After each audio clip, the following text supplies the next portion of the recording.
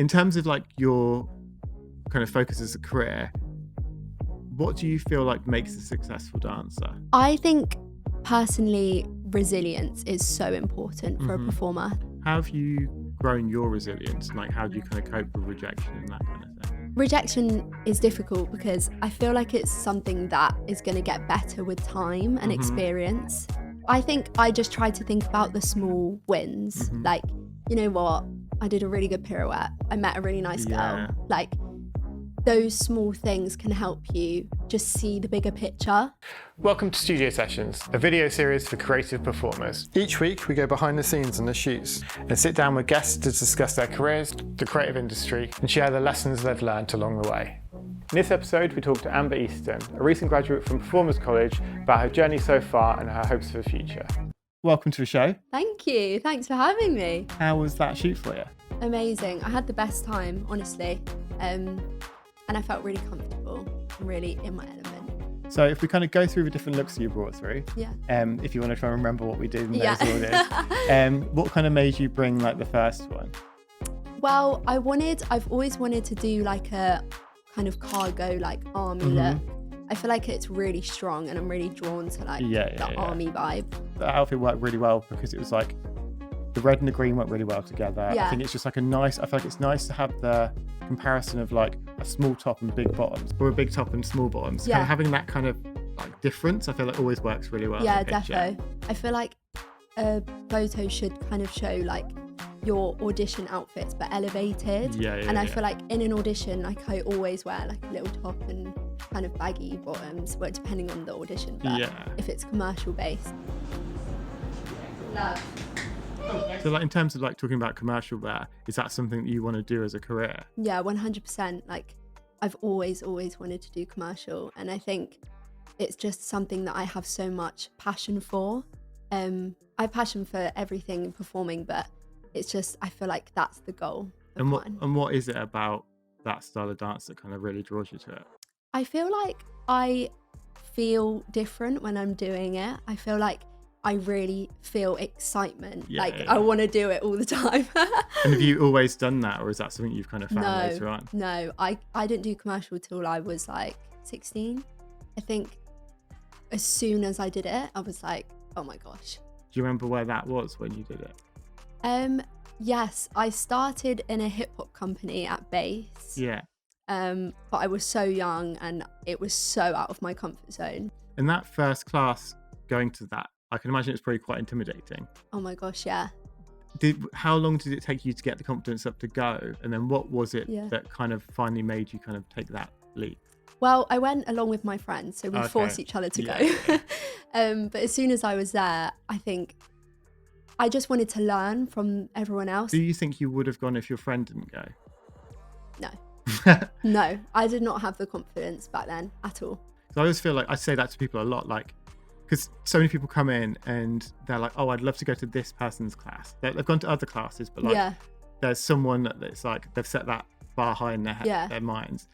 And I'm like, just go with someone else, because as long as there's someone else there, you can both be the worst person in the room. Yeah, 100%. And also, you're probably not going to be the worst person in the room. No. Someone there is going to just be like, just there for complete fun. They're not trained and like they're just there to enjoy it. Like, what's the worst that can happen? Exactly. And most of the times, if you work out like what is the worst possible scenario, then be like, well, if that happened, what would I do? And going into something knowing that I can solve the worst problem before it's even happened, I feel like it's a really good way to kind of approach things. Definitely. Cool. So we go through to your second look.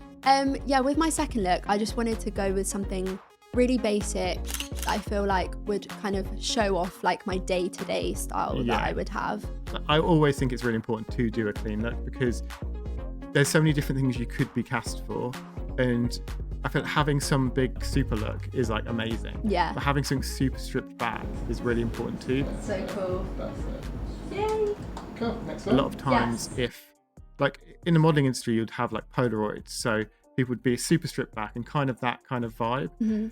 And having something that's someone like, okay, this is just you in your most raw form, and then if they have an imagination, they can then build that on top of you. And I think working for like different clients are different, where some are going to have like an absolute vision in their head of like, this is what I want, and unless I see that specific thing, I'm not going to pick it. Yeah. But other people have more of an imagination, could be like, I just want to see the stripped back version because I know what I can turn that into. Exactly. It's definitely good to have like a general look about you. I think always like you want to aim to have a unique selling point as a performer, but then it's also quite helpful sometimes to just have something that would blend in the background. Yeah.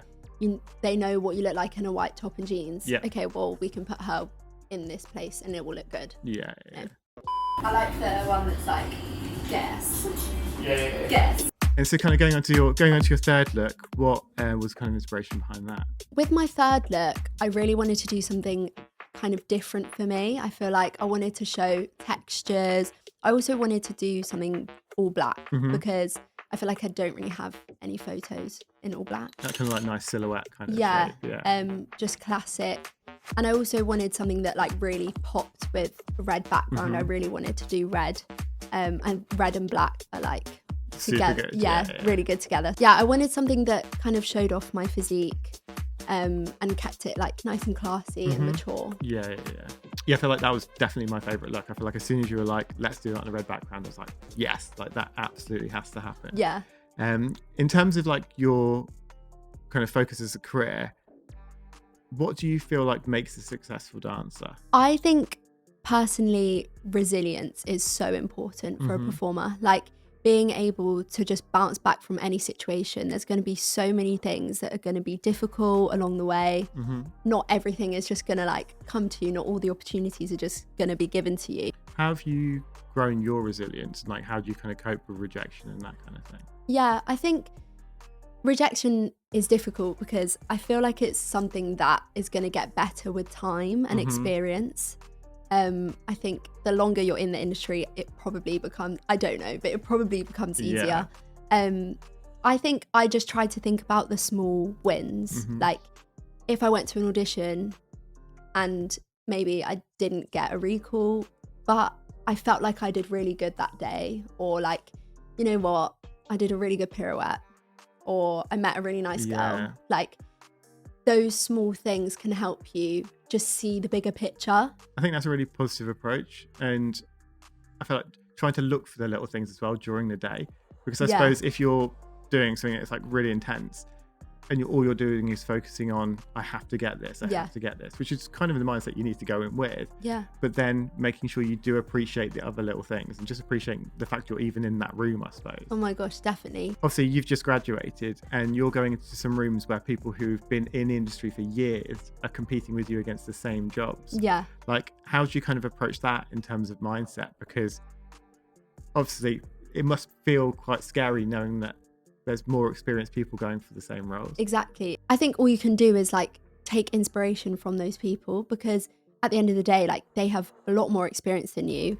They know more about the industry than you could ever know, because like we've just graduated and it can be really hard, and it can be hard not to compare yourself to them as well.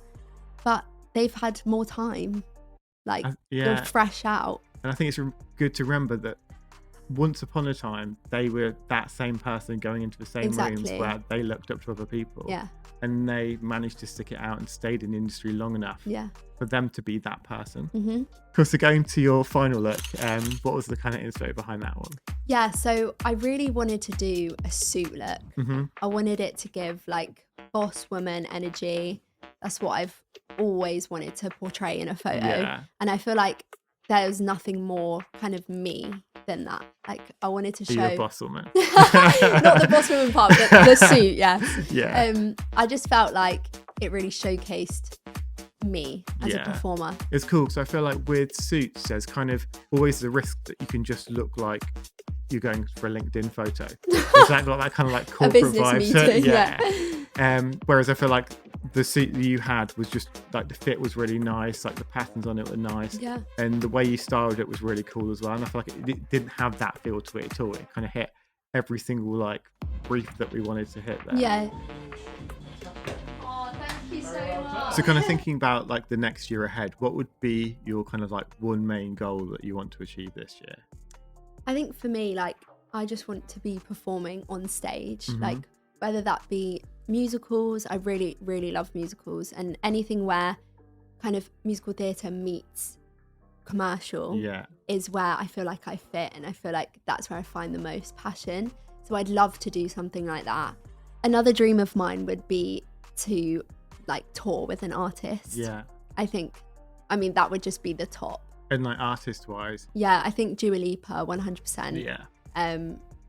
She's always been someone I've really looked up to. So I think she'd be my top one.